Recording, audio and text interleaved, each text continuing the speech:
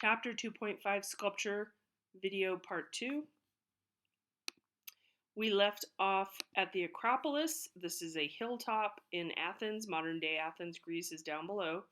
This is a hilltop with the Temple of Athena Nike here. And we have part of the building missing, but most of it is still existing, which we call in art history and archaeology, we call it extant. It's still extant.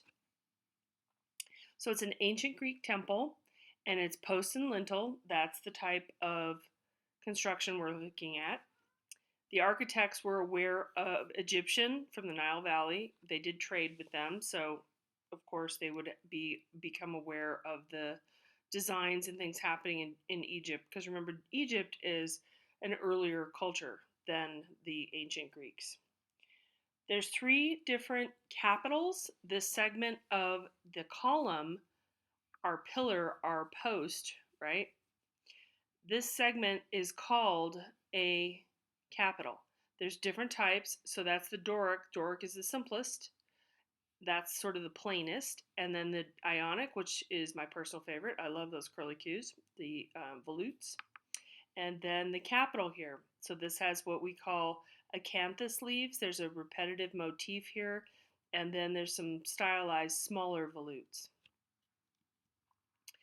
So they standardized the basic column, and this is our point of compression. Remember, there's tension and compression.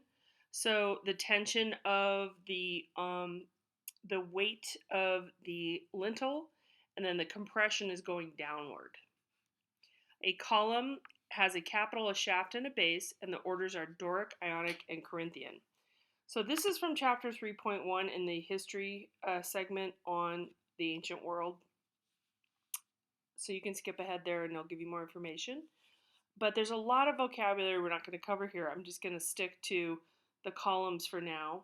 The Doric order is this capital here, and then the column here, and then the capital here. You can see how simplified it is.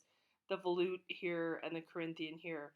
But you can see how, and they get more elaborate with the base with the further two orders. So we're going to get into arches. That's our next topic. Now arches start in kind of a rough way, and we're going to look at some corbelled arches with the Mycenaeans.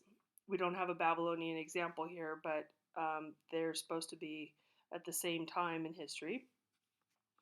So lintels could only do so much, especially with stone. So we're trying to open up the space. We're trying to not have a row of columns. If we remember, I'm going to backtrack a little bit. If you remember our temple here,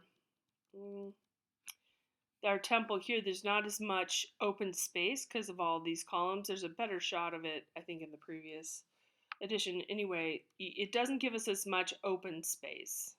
You have to have rows of columns on the interior. So our first development is the corbelled arch, and if you look at page 265, you're going to see this diagram.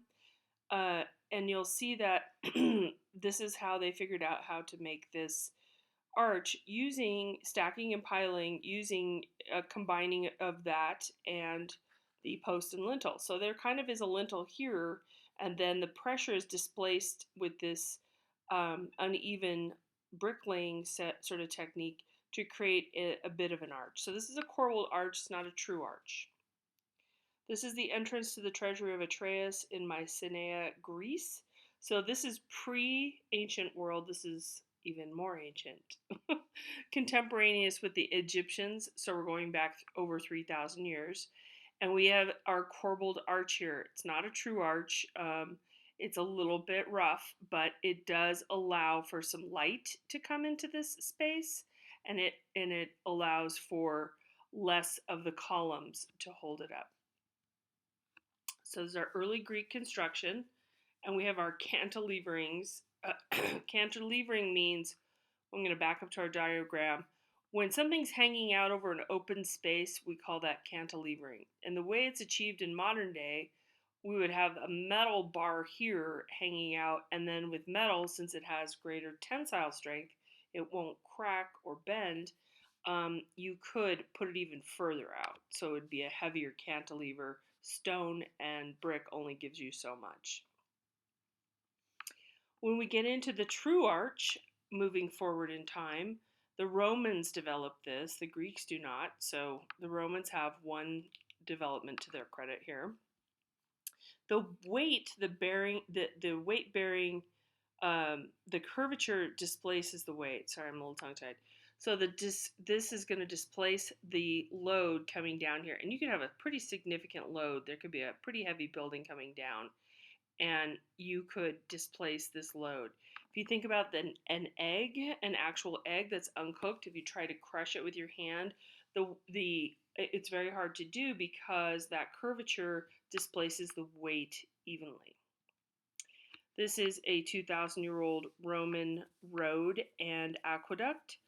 The Romans were really brilliant at this because they expanded their territory all over Europe. So they wanted to have access for their soldiers and then also trade. So if you see some people right here, you see some figures, you can see how massive this is. It's incredibly large. It has not had much repair. It's standing all by itself. So this part would be the road. Their chariots, if you can imagine, are going down this road 2,000 years ago. This was made in the 1st century. It's in France. So the Roman, originally, the Roman Empire was huge. It included France. Up here, I'm not entirely sure. I think it's this channel or this channel.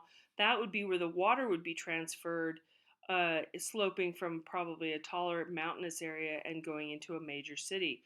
So they were able to provide water to places that had not previously had water and also expand their importance and reach.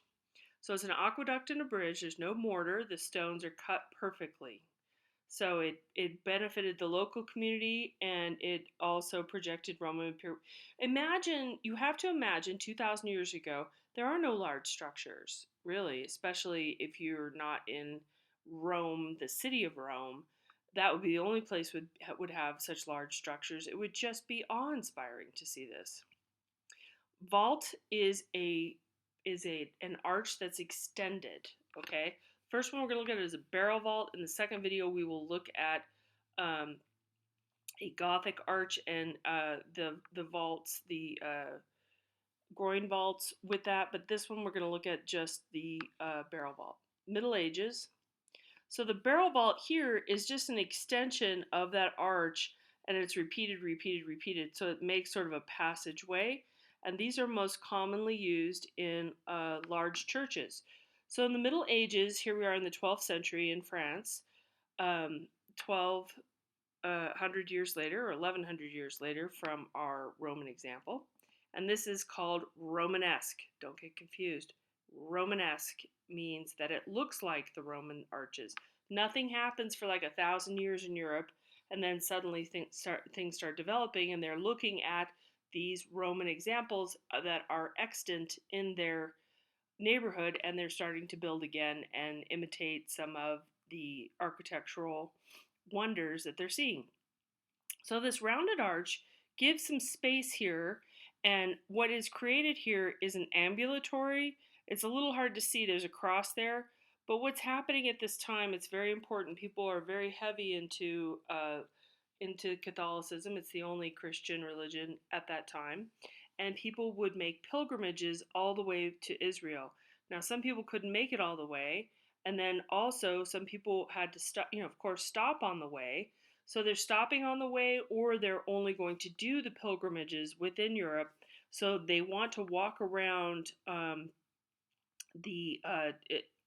the church. They want to do sort of a few laps, if you will, to enact their pilgrimage because they can't go all the way to Israel, or they can't go, other places further. So the regular parishioners would be here, and then the pilgrims would be